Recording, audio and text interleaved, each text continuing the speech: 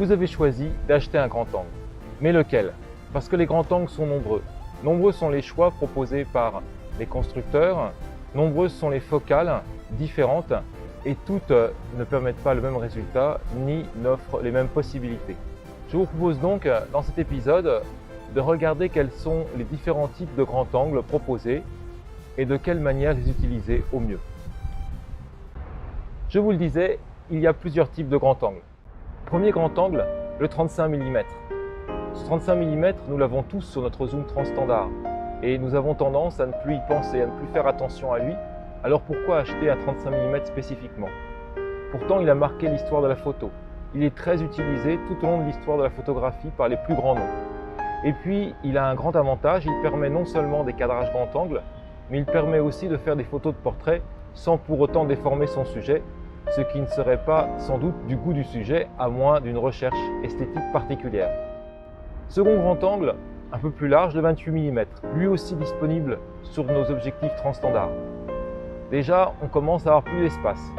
Il est encore facile à maîtriser et on n'a pas trop de mal à construire son cadrage avec un 28 mm si on n'a jamais tâté du côté des grands angles. Si on continue, on arrive au 24 et au 20 mm. Là, ce sont des grands angles qui offrent un champ beaucoup plus large et qui sont un usage moins aisé. Beaucoup seront tentés de se dire « j'ai déjà un zoom transstandard, je prends un 24 mm ou un 20 mm ». Mais il faut faire attention, ce n'est pas d'usage facile. Et d'ailleurs, ceux qui ont un zoom transstandard qui descend à 24 ont dû se rendre compte que ce 24 mm n'était pas si facile à utiliser. Alors le 20 mm lui aussi sera difficile d'emploi. Et peut-être qu'au retour chez soi, en regardant sur un grand écran et pas seulement sur celui de son appareil photo, on découvrira des cadrages qui ne nous plaisent pas. Cela étant dit, bien utilisé, le 20 mm permet des photos avec beaucoup d'espace, beaucoup de largeur. Si on continue en descendant, on arrive aux ultra grands angles, 17 mm, 16 mm et moins. Aujourd'hui même, il y a des 12 mm. Ceux-ci, bien entendu, a fortiori, sont encore plus difficiles à utiliser, mais ils offrent vraiment de très beaux résultats bien employés. Dernière catégorie, les fisheye. Catégorie un peu à part, parce que la construction optique permet à ces objectifs de cadrer sur 180 degrés.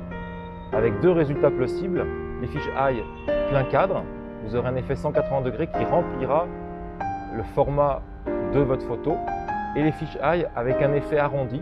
À ce moment-là, vous avez des bords noirs sur les quatre côtés. Dans les deux cas, ce ne sont pas des objectifs que l'on utilise tous les jours. Ils ont un cadrage typé, une manière de faire des photos assez marquée. On ne peut pas les utiliser pour tous les sujets. Bien employés, eux aussi donneront des résultats intéressants. À une certaine époque, la publicité en a usé et un peu abusé, ce qui a bien sûr habitué le public à ces cadrages audacieux, mais les a peut-être aussi un peu lassés. À utiliser donc avec réflexion, mais aussi avec profit. Nous venons de voir les types de grands angles. Mais pourquoi acheter un grand angle? Première raison pour choisir un grand angle, c'est que l'on veut élargir son horizon, élargir le cadre. On se trouve trop à l'étroit avec son objectif et on se dit, sans doute avec un grand angle, j'arriverai à saisir plus d'informations. Par exemple, devant un paysage, je pourrais cadrer assez large pour saisir tout le paysage. Et là, attention danger, parce que bien entendu, le grand angle permet effectivement de cadrer plus large, mais cette qualité est aussi un piège. Si vous essayez de faire entrer dans le cadre tout ce que vous avez sous les yeux, le seul résultat, c'est que vous allez vous éloigner de l'ensemble des éléments que vous photographiez et le cadrage va sembler plat, sans intérêt.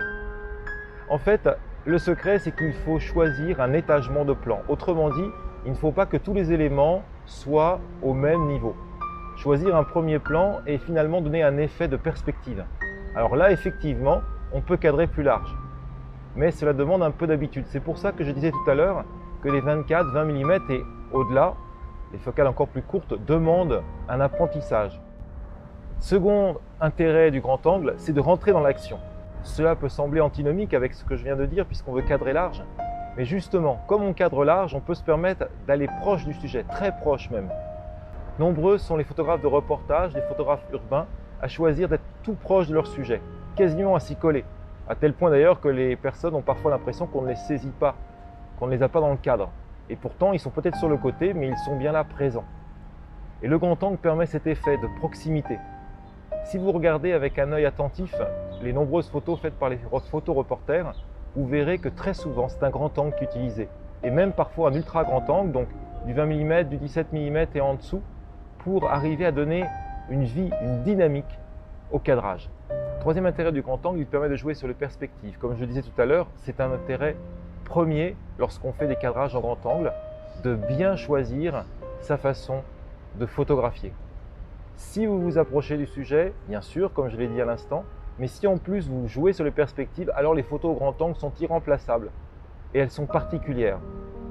Qui plus est, aujourd'hui, il y a plusieurs propositions, un peu coûteuses, reconnaissons-le, de grand angle très ouverts. Et avec l'effet de flou obtenu, peut-être un peu surprenant au premier abord, on pourra avoir la possibilité d'avoir un effet de perspective avec des zones floues et des zones nettes, tout en ayant cet effet de cadrage large qu'offre le grand angle. Après avoir vu les intérêts à choisir un grand angle, il nous reste à regarder les critères de choix. Quels sont les critères que nous devons faire jouer en premier lieu pour acheter l'objectif qui nous convient? Sachant que bien sûr notre budget n'est pas illimité, je vous rappelle que dans cette série d'émissions, je vous propose de choisir un objectif pour compléter notre objectif transstandard ou bien tout simplement pour compléter notre fourre-tout et de rester dans un budget raisonnable, on va se dire autour de 500 € maximum. Dans ce cadre-là, que devons-nous choisir comme objectif ou en tout cas quels sont les critères que nous devons utiliser à bon escient pour bien choisir? Premier critère, d'abord privilégier la qualité optique sur l'ouverture. C'est vrai que dans un certain nombre de cas, en photographie, une grande ouverture est très utile. J'en ai même parlé tout à l'heure concernant les grands angles, mais je vous l'ai dit tout de suite, ce sont des objectifs coûteux. Laissons de côté cet intérêt pour les grandes ouvertures et concentrons-nous sur le premier élément important sur un grand angle, vraiment la qualité optique. À prix égal, je préfère une optique piquée avec des corrections optiques de bonne qualité, qu'il n'y ait par exemple pas trop de distorsion, que mes sujets ne soient pas trop déformés. Je laisse de côté l'effet lié à la perspective, c'est classique d'un grand angle qui donne un effet de déformation, mais ce n'est pas de la distorsion. Là, c'est simplement la perspective de l'objectif. Vraiment la distorsion qui fait que lorsque vous photographiez bien plan, bien parallèle à une feuille de papier et qu'il y a des traits sur cette feuille, les traits semblent déformés. Et ils le sont en fait par l'optique. Eh bien, une bonne optique, elle déforme peu. Il y aura peu de distorsion. Une optique aussi qu'il n'y a pas trop de vignettage, autrement dit, il n'y a pas trop d'assombrissement dans les angles par rapport au centre. Et je ne vais pas balayer toutes les caractéristiques optiques que doit avoir un objectif. En tout cas, il faut privilégier d'abord cette qualité optique. Second critère de choix pour un grand angle, c'est ne pas vouloir trop vite un cadrage ultra large. Aujourd'hui, dans nos fourre-tout, nous avons des zooms qui en 24-36 donnent du 24-70 parfois, ou en tout cas 28-70, ou 24-120. Alors on peut se dire, pourquoi acheter un 28 mm, un 24 mm fixe? J'ai déjà ce qu'il faut dans mon fourre-tout. Mais justement, prendre un grand angle fixe, ce qui n'exclut pas le choix aussi de zoom grand angle, prendre un grand angle fixe, donc cette focale de 24 mm ouvre de nouveaux horizons, parce que la qualité optique sera bien meilleure, parce que l'ouverture aussi sera plus grande. En restant dans des budgets limités, vous pouvez avoir des 24 mm à 2,8, des 28 à 2,5 par exemple, ouverture qui n'existe pas sur nos zooms et qui permettent de faire des photos en plus basse lumière. Dernier critère de choix, c'est qu'il n'y a pas de miracle. Une optique de grande qualité, cela coûte très cher. Donc il faut peser les éléments importants dans le choix d'un grand angle. Ne visez pas tout de suite si vous avez un budget très limité et ultra grand angle. Soit vous trouverez peu de produits, voire aucun, ou alors des produits de mauvaise qualité et cela vous décevra. Restez modeste. Peut-être qu'un pas en avant, un cadrage un peu plus audacieux permet d'avoir des résultats aussi bons, peut-être pas identiques, sinon l'objectif ultra grand angle n'existerait pas par exemple, mais des résultats aussi intéressants. Alors, ne mésestimez pas ces objectifs qui sont peut-être moins intéressants au premier abord, on aurait envie d'aller tout de suite sur l'ultra grand angle, mais qui sont plus compatibles avec votre budget. Cet épisode est terminé, j'espère qu'il vous a intéressé. Je vous rappelle qu'il fait partie d'une série, nous avons vu Tout d'abord, le choix entre zoom ou focale fixe, quels sont les intérêts de chacun de ces types d'optiques. Aujourd'hui, nous venons de voir le choix d'un grand angle. Pour les 2 prochains épisodes, nous nous intéresserons aux propositions du marché concernant les grands angles. Le premier épisode suivant, ce sera les réflexes, les offres des grandes marques, les offres des marques qui offrent des objectifs compatibles avec plusieurs montures.